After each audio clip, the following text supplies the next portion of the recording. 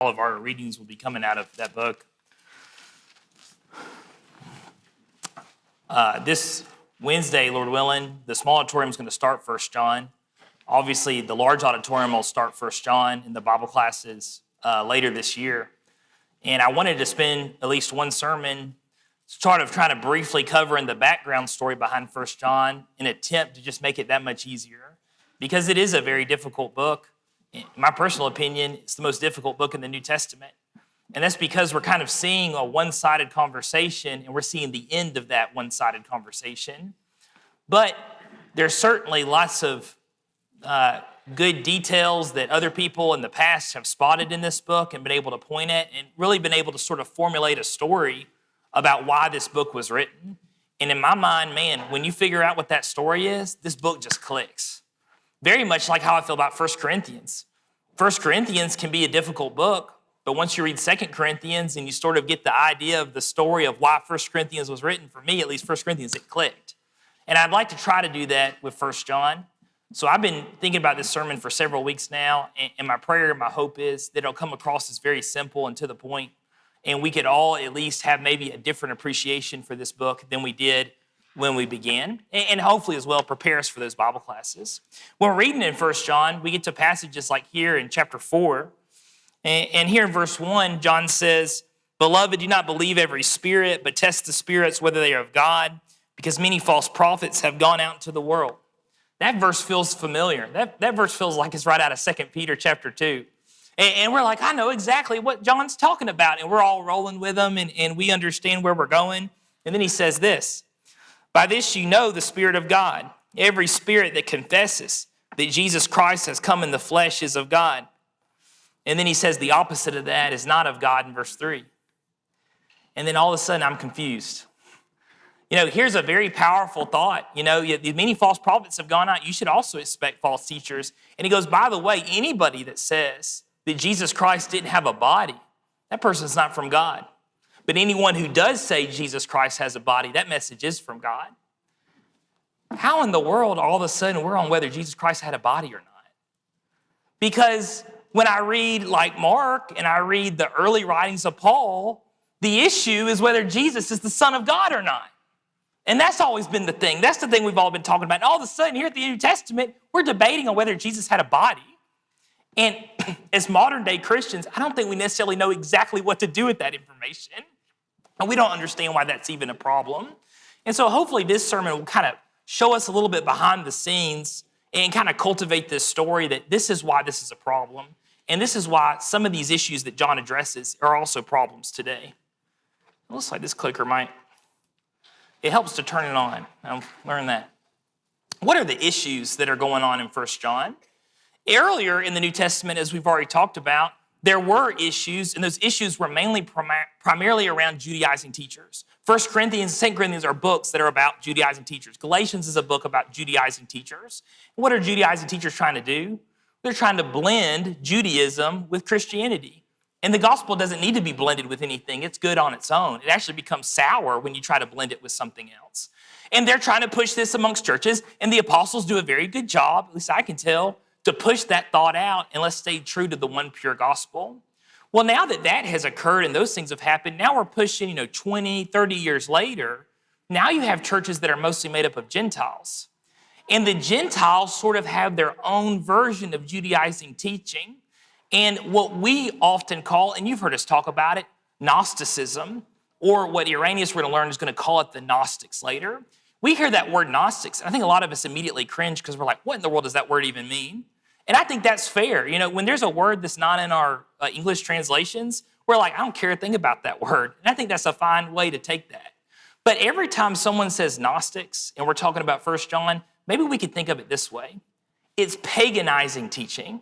So we know what Judaizing teaching is. If we could make up a word, maybe we could attribute that word to this is paganizing teaching.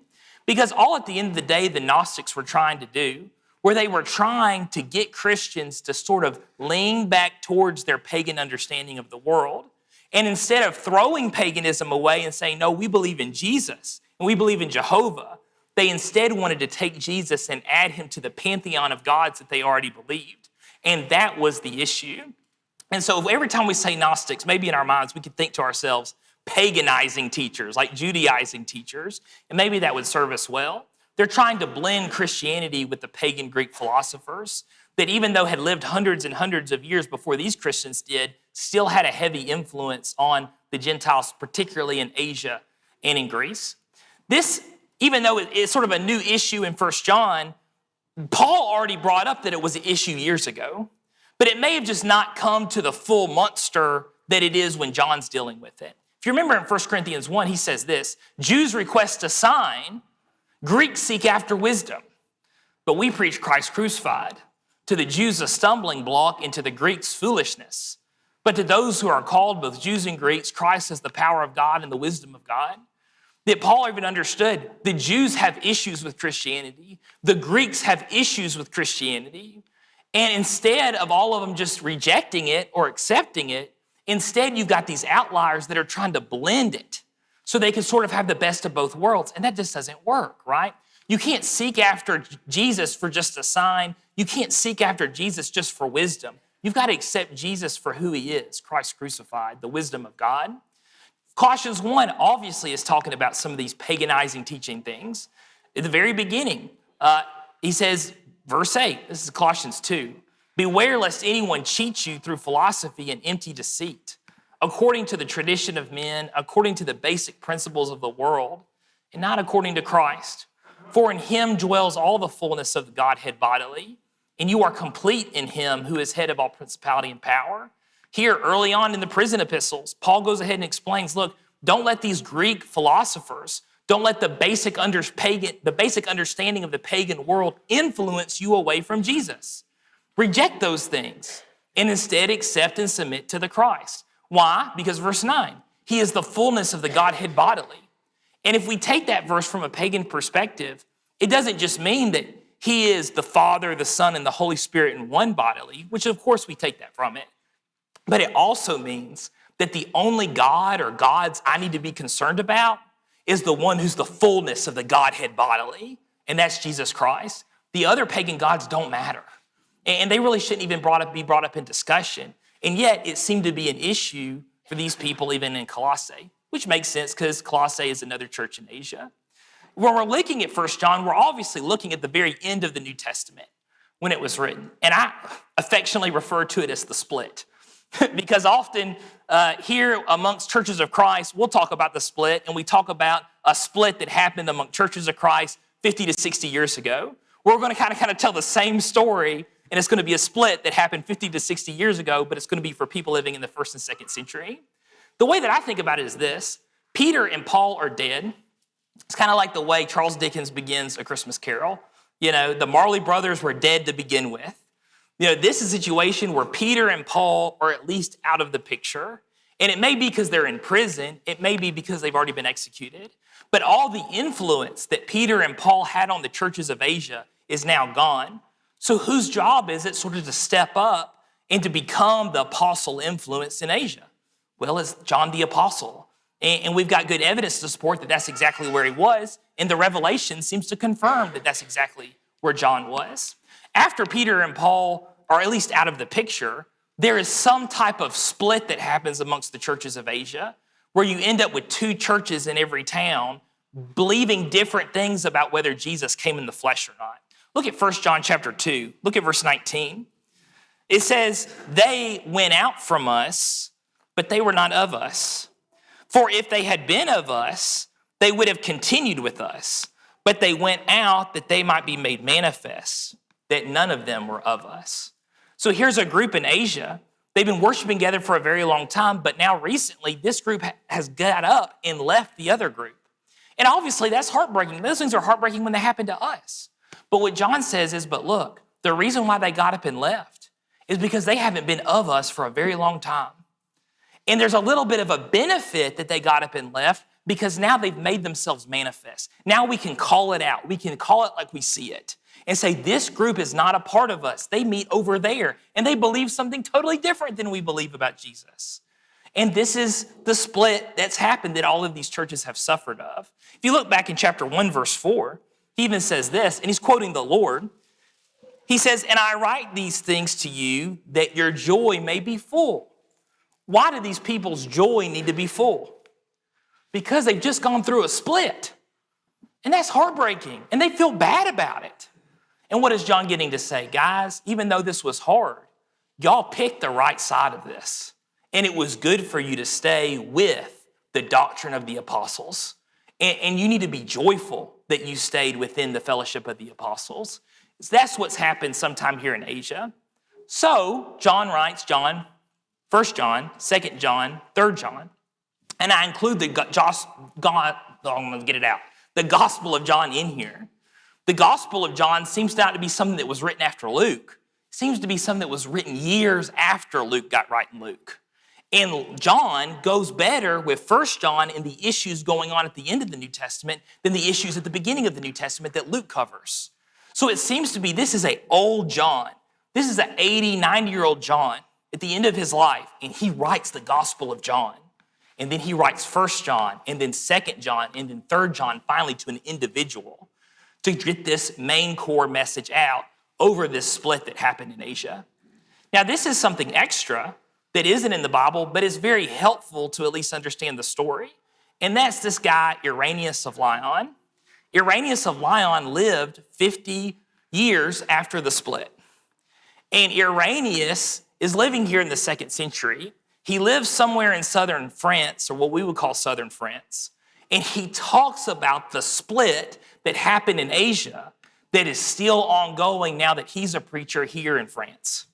And he's dealing with it in his modern adult life. There's some guy named Marcus that showed up to church.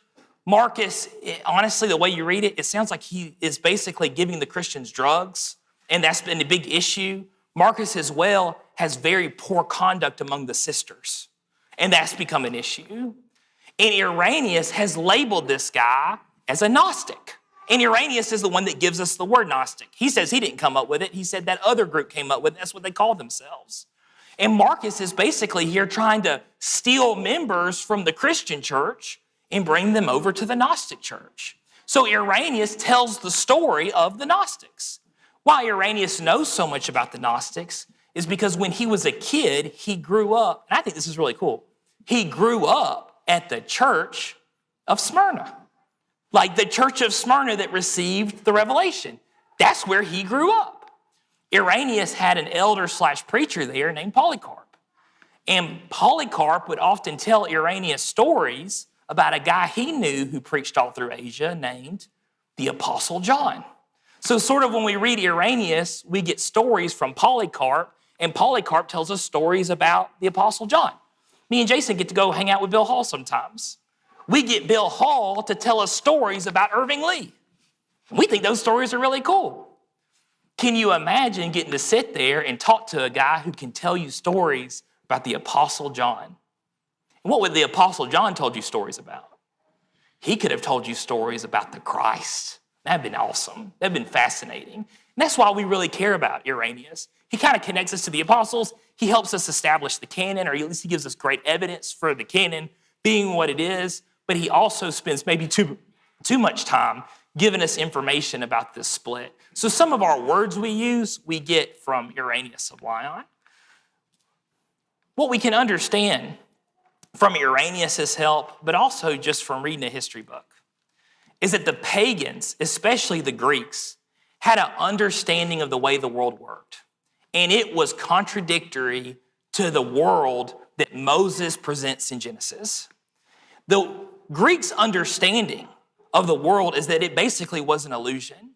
And this picture is something that I have seen my own brethren post on Facebook trying to explain something. And they're not being negative about it, they're being positive about it. And I'm sitting here thinking like, why are you posting Gnostic things on your Facebook page, you know? But to give them credit, I just don't even think they're aware that it's a Gnostic thing. But Plato, many of you have heard his name, Plato got this from Socrates, and Socrates would tell this story about shadows on a cave wall. And it sort of, in my mind, is the foundation of the Gnostic pagan belief of how the Greeks believed the world worked. And the image is very helpful to understand it. I think it's wrong, though. The idea is that all men, all women are chained on a cave wall, and they're facing the inside of the cave. And this is how Plato explains it. And he says all that they can see are shadows being reflected via the sun all the way down here, and their entire world is only what their senses can show them, which are these shadows on the cave wall. The reason why they see these shadows is because there's a group of elite figures here that are masking and pretending and lying to these people chained to the cave wall and making them believe that this world that they're seeing is the real world. But it's not the real world. It's just shadows on a cave wall. Their real world is an illusion. The idea is that the Greek philosophers, whoopie-de-doo for them. The Greek philosophers are the guys that are there trying to teach you to escape the cave, believe that this is a lie, this is all illusion, and come and live in the real world. And the real world is the understanding that your current old world is all just an illusion. It's all just a fairy tale, right? And what's funny is it feels like this is something that your hippie in the 70s would have also told you, right? The world's an illusion, man. You know, that's not a new concept. That's a Plato concept. That's a Socrates concept. And obviously there's this evil group of elite figures that are lying to us, and we need to cast them off, and we need to believe that, no, the story isn't true. There's a deeper secret story that only the few can understand. And the philosophers will come and rescue us from this. And basically that was most of the pagan understanding of the world, especially the Greek understanding of the world, right? And at least if we don't understand it with the image, maybe these four things will help. Ultimately, the Greeks believed that the material world was not real. That this isn't really wood that makes up this podium here. No, it's just like an illusion, and my brain is being tricked into believing that this is real, and because I'm foolish, I believe this is real. But in reality, there's this real world going on, and that's where everything's really happening. And everything we do here is just an illusion. And let's just go ahead and get to the point of all that. What's the benefit of believing that the world's an illusion? Then nothing you do matters. That's the benefit to believing that the world's an illusion. Can you sin? Can you commit adultery? Does it matter if you're sober or not? No, all of those things are just an illusion. And if the material world is not real, then nothing's real. Number two, the pagans, or most of the pagans, as far as I can tell, all of them, believe that humans were created as an accident or a consequence of real beings somewhere else. And that really kind of appeals to the shadows on the cave wall, that the gods or whoever they may be are living out there in the real world, and the humans, they were created as an accident or an afterthought or a consequence. And many of you maybe remember in school and you learn the Greek mythology. Why were humans created in the Greeks mythology? It was like an accident or a happy accident. And that's what they bring, that really the center of the universe isn't about us, it's about these beings over here. And we're just kind of here at the bottom trying to pick up the pieces. Ultimately, humanity is trapped here. And this is why the Greek philosophers worked so hard to try to educate people, is because we're trapped here in this world. There's no escape. And ultimately, we need to do something or believe something greater so we can escape this existence and go on to the real existence, right? And ultimately, it goes down to what we've already said. The Greek philosophers will help us escape. But what their message is not everybody can escape. Because at the end of the day, we're all not smart enough to actually do what we need to do here on this earth. And when people say that the Greek philosophers are a joke, well, the problem is that, not that the Greek philosophers are a joke, of course they're not a joke. The problem is you. You just don't have the mental capacity to understand the important things they're telling you, right? So there's really a desire for elitism and significance with all this as well, which is what the Greeks love. The Greeks love knowledge and the significance that came with knowledge. And ultimately, what John's having to deal with is Christians that believe in these things. And they're trying to teach these things and convince these things to their brethren. And they caused a whole lot of problems. What would be an antithesis to these four things? It would be the book of Genesis, right? Genesis teaches something completely different than what the Greek philosophers taught. The material world we believe is real. God brought it forth out of the void, didn't he? And we believe that, no, if I go out there and I touch a tree, that's a real tree. That's a real tree that's a descendant of the original tree that God made. And we believe that our bodies are real bodies. Now, we of course believe in a spiritual world, but that doesn't mean the material world isn't real. My spiritual self inhabits this material self. And we learned that when God made Adam. Humans in Genesis are the center of God's creation. They were made in the image of God. They're not a consequence. They're not an afterthought. God purposely built Adam with his own hands out of the dirt and then personally put his mouth on Adam's and breathed in him the breath of life. God purposely created Adam and Eve, and he has a purpose for you and me. We're not some accident. Humanity isn't trapped here, but it is of the earth. And our souls come from God, but our bodies come from the dirt. And a very old Jewish principle that even Solomon stated is that when humans die, where do our spirits go? Do they go back to the earth to be recycled again? No, they go back to God from which it came. That's what Genesis believes. That's what the Jews believe. And ultimately, it's no Greek philosopher that will help us escape. No, it's the seed of woman will help us rejoin our original purpose. And so it's not man that's going to save us. It's God's intervention that's going to save us. Do you think a Gnostic would have liked the book of Genesis? The Gnostics hated the book of Genesis because it was a complete antithesis to everything they believed. How does the book of Genesis begin? In the beginning, God created the heavens of the earth. How does the Gospel of John begin? In the beginning was the Word. Then down to verse 14, and the Word became flesh. How does 1 John begin? That which we have seen from the beginning, which we have heard, which we have seen with our eyes. Why does John keep on quoting Genesis? Because his opponents hate Genesis. That's why he keeps on quoting Genesis. It is the opposite of paganism. It's the very things that keep us from being pagan. And I would try to say this very quickly as well. When you read all the stories or creation stories throughout the world, there is some similarities with Moses. You can find some. But the thing that makes Moses' story distinctly different is that human was made by God and humans have a purpose. And that's not something you'll find in a creation story anywhere else. And John, too, believes that humans are here for a purpose, and Christ was sent here as well for a purpose. So this is how John answers those Gnostics, using a lot of those Genesis themes. To this question, the material world is not real, so nothing we do here matters. And if I know better, it doesn't affect me, that whole argument. And again, that's not a new argument. Back in 1 Corinthians 8, 9, and 10, what was the argument the Corinthians were making? Well, it doesn't matter if I go into the temple and make a sacrifice. I know better. I know that God's not real. It doesn't matter if I eat of it. It doesn't matter if I'm here and seen here. And Paul goes, no, I'm not telling you the gods are real. I'm saying you're having fellowship with demons. It does matter. But evidently, this is still an issue all the way to the days of John. John answers that thought with 1 John 1:5.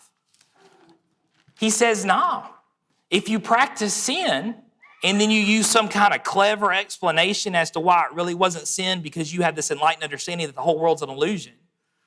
He says, you're just a liar. And if that wasn't bad enough, you call God a liar too in that clever explanation. Look at verse 5 of 1 John 1. This is the message which we have heard from him and declare to you, that God is light and in him is no darkness at all. But if we say that we have fellowship with him and we walk in darkness, we lie and do not practice the truth. But if we walk in the light as he is in the light, we have fellowship with one another, and the blood of Jesus Christ, his son, cleanses us from all sin. If we say that we have no sin, we deceive ourselves, and the truth is not in us. If we confess our sins, he is faithful and just to forgive us of our sins and cleanse us from all unrighteousness. If we say that we have not sinned, we make him a liar, and his word is not in us. If I have some clever explanation as to why my sin wasn't really sin, well, I haven't just made myself a liar. I've also called God a liar because God has condemned us of sin, and he sent his own son to die us to get out of that sin. But no, don't worry about Christ. My little clever explanation will take care of it. That's blasphemous. And John calls him out on it. To the argument that the Gnostics made that Jesus is just too popular to leave. You would think that if they believed all these things, they'd just get rid of Jesus. But the issue is at the end of the first century, Jesus is so popular, everybody wants to believe in Jesus. They don't want to get rid of Jesus, but they need to change Jesus. We need Jesus to not be of the material world, to establish that this place is not real. Jesus did not have a human body. They need that to be true. Because if Jesus is this wise, enlightening figure that came out of the spiritual world to encourage them to leave this material world because this whole world's an illusion to get us to wake up, well, then they need to make sure Jesus doesn't have a body. And that would validate their other argument that the material world is not real. But what does John say to that? John says, no. Look at the very beginning of the chapter. He says, what we have heard, which we have seen with our eyes, which we have looked upon, and our hands have handled concerning the word of life. The life was manifested, and we bear witness, right? John says, no, if you want to have a relationship with Jesus, you have to believe the only source you have from Jesus, which is the apostles. And the apostle story works like this. We've touched him. We've heard him. We've seen him eat, right? Famously in the Gospel of John, what does John do during the Last Supper? He leans on the breast of Jesus. Why is that said? To prove that Jesus was physically there. He didn't believe in this illusion. Jesus was not part of the illusion. He was literally there. The end of John ends with Thomas. And what does Thomas have to see? He has to see and touch the scars on his hands and the cut in his side. And Thomas does. He sees those things and he believes that God's there. Jesus did have a body, and the apostles told us that Jesus has a body. At the end of the day, it boils down to this. It's not about what you believe, it's about who you believe. Because if you believe the right people, the what you believe will take care of itself. And we don't have the right to tell that the apostles are wrong. We weren't there. We're not witnesses. They're the only insight we have to who the Christ was and what the Christ taught. The Gnostics say that, hey, we love our brethren, which seems to be something Irenaeus brings up, that they were all lovey-dovey. They wanted to say, oh, we love you. We're not leaving because we're angry at you. We're not leaving because we hate you. It's just not working out, but we just want y'all to know that we do really love you. But he's like, but, it's not our fault when brethren just don't understand what we're trying to tell them. It's not our fault that you're too dumb to not be able to understand me. How rude is that? Have y'all been in situations where someone brought up something that contradicted what we know to be true and you asked to speak to them about it? And they're all about it. They set up a time, they set up a day. Hey, let's meet together and talk about it. But when the moment comes, they're too busy to meet. Or they don't have time to meet, or maybe they got the flu. They can't meet anymore. And they really don't show any urgency to meet up and talk. They just kind of try to slide it away as fast as possible. Or maybe even after talking about it for a long time and you question their evidence, they look at you and they just say, I just don't think you are able to understand what I'm trying to tell you. What all should that scream? That all should scream Gnosticism. And at the end of the day, if you want to really be to the point, you should scream paganism. Because that's what the pagans taught. That's not Christianity. This is what Christianity is. Christianity says if we really do love the brethren, we will be eager to share the truth with them so they too can enjoy the assurance that we have, that we do move our schedule around. We do whatever we need to do to get opportunities to explain what we know to be true. Look at 3:16. John says, by this we know love, because he's laid down his life for us. And we must also lay down our lives for the brethren. But whoever has this world's goods and sees his brothers in need and shuts up his heart to him, how does the love of God abide in him? My little children, let us not love in word and tongue, but in deed and in truth, right? That means that I do give you a time of day. And if I really do believe it to be true, I want you to know, right? I want you to learn about those things. But if I'm just looking for significance and I'm looking for followers instead of seekers, well, the moment I realize you're not a follower, what am I going to try to do? I got to get rid of you as quick as possible because you're going to kind of mess up the plan for me to find significance. The Gnostics say it feels good to be the few that are in the know, which seems to be kind of like maybe the core issue of all of this.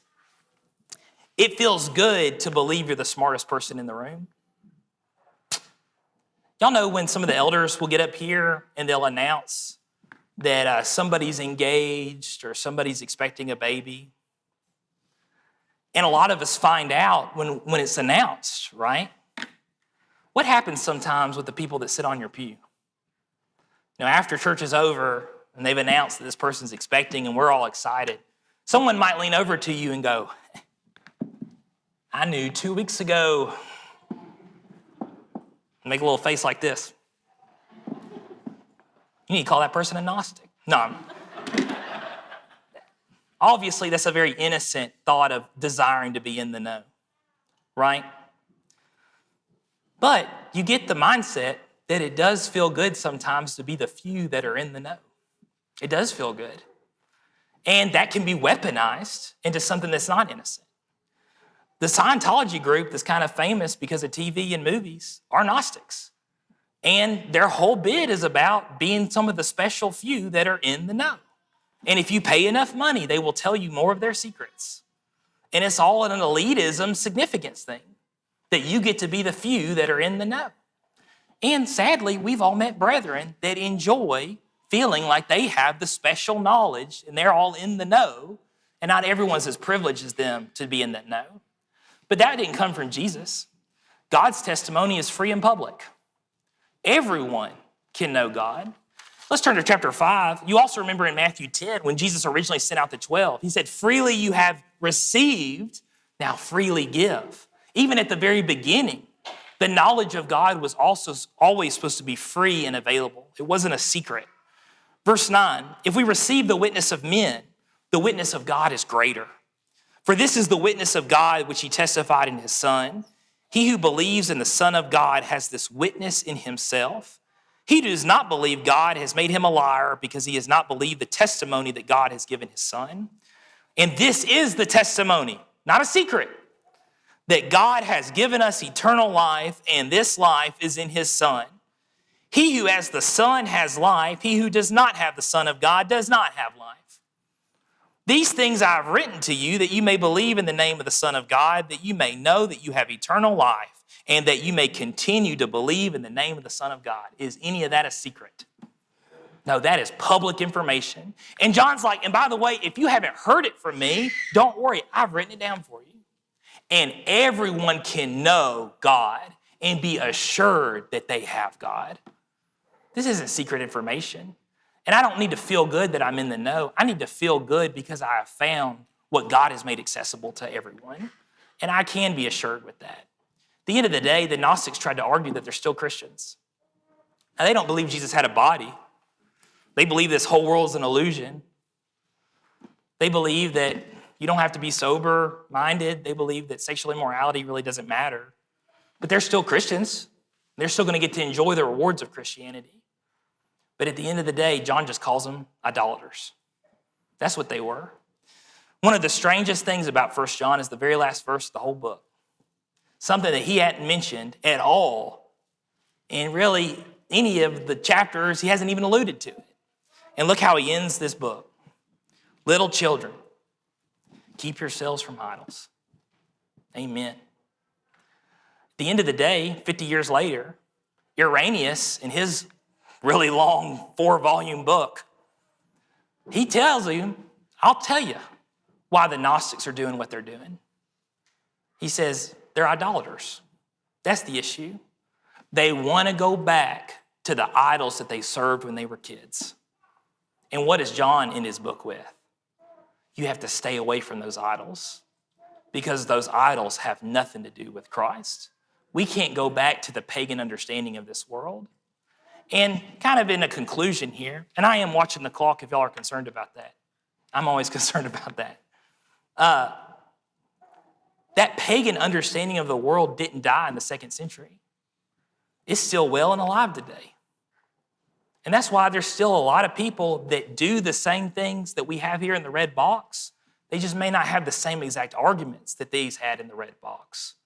And that's why 1 John is still very applicable today, because we are dealing with the same exact issues. Those basic principles of the world haven't moved away. These are signs that we can look for to see if I hope not we, or are we dealing with the modern Gnostic? The person that's just too enlightened to know God. And this can be a terrible issue, but 1 John offers solutions. I am a part of the in-group that knows what's really going on. Does that make you excited? Is that kind of what you live for? Is you like being in that in-group that knows what's really going on? And you know that there's this elite society over here that's trying to work against the whole population, and they've got everybody fooled, but you're not fooled because you are in the know. You have the secret information. Now, please, what I'm about to say, please take this to me with some grace and at least try to understand that it is coming from somebody that really does care about these people. My job here is not to make fun, but try to bring us back to the Christ, right? If you're somebody that's so concerned with the conspiracy theory of the day, and you can sit there for hours and you can talk about how the elite group or this elite special group that nobody knows about has all the public fooled, but you're not fooled because you've read about it on the internet. You got this like big old plan here. But then in the same breath, you cannot spend an hour, the same hour, about talking about the Christ. You might be a Gnostic because you're more excited that you have this secret hidden knowledge that NASA is a lie. And they fooled everybody, but they haven't fooled you. But when you get the same individual and you study the Bible with them and you ask them if they have any comments, anything they'd like to say after the long reading you've done, and they go, no, I don't have anything to say. Is it that you only want to talk about things that bring you significance? Because the public free knowledge that the population believes that this is the message of the apostles. This is it right here at our fingertips. You have nothing to say about that. Maybe I just want to be in the in-group. And the thing that's easy, the thing that's right here that everybody can be a part of, that just really doesn't interest me a lot. Am I too smart to learn anything from the apostles of Christ? And I'll admit, I've been there. I've believed that pretty much everything in here, I already got a pretty good grasp on. There's nothing really I need to change. I kind of got this in the bag. I can move on to other topics. No. We're never too smart that we can't learn anything from God's message anymore. And really, again, it's blasphemous to think otherwise, that God didn't have anything else to teach me. No, that's what the Gnostic believes. Ultimately, it turns into this: I know God better than the apostles do and the prophets. I've already got them all figured out. The moment I think I've got a God all figured out, I obviously don't truly know God anymore. Number two, I do not need to explain my contradictions to my brethren because they'll never understand. And you might say, well, I love those people, I care about those people, but, I don't need to sit down and explain to them why I said that in Bible class. I kind of brought it up to somebody, but they kind of, scoffed at it, and they asked me to talk to them more about it, and I don't really need to make time to go talk to them about it. They'll never understand. At the end of the day, my brethren are just too dumb to possibly understand what I'm thinking. That sounds like Gnosticism. At the end of the day, what we're really saying is, I do not love my brethren enough to bring them the truth, because I don't think it is truth.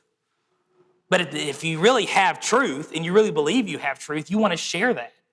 If you love your brethren, you want to explain it. You want to talk to people about it. And if people say, hey, will you talk to me about this? You move things around to be like, yeah, I'd love to talk to you about that. Thank you for letting me talk to you about it. It's not this, well, you just can't handle it. That's a Gnostic's understanding of the world.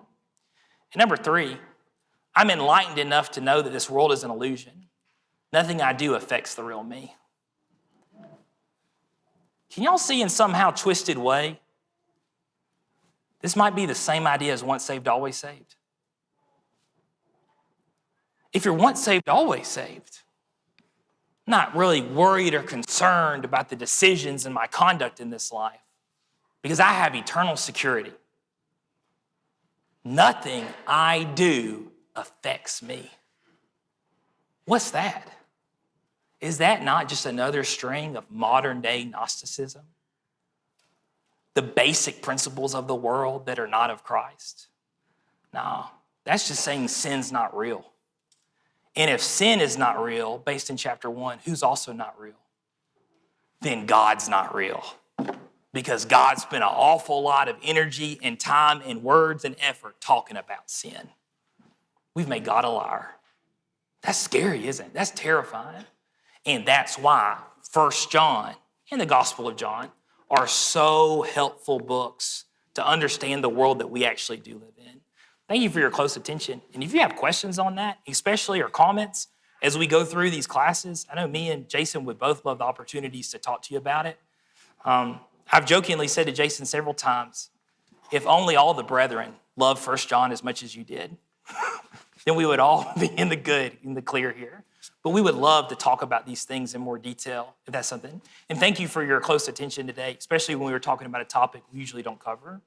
If there's anyone here tonight that needs to obey the gospel, we have that opportunity for you right now. If there's anyone here that needs the prayers of the congregation, we also want you to have that right now. John ends with the thought of assurance. He says here that we all can know God and that we may continue to believe in the name of the Son of God. If you don't have assurance and you feel like you have no confidence that the Christ is going to keep his promises, then please let us assist you. If you'll come forward as we stand and sing.